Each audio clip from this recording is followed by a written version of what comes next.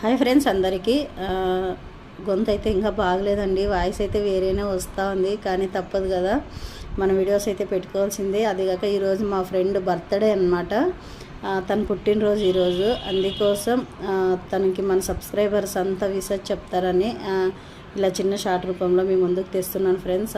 మేమైతే డిజిటల్ మహిళా టీం ఉన్నామంటాం కదా, అలాగా మేమంతా అనంతపూర్ టీం అనమాట.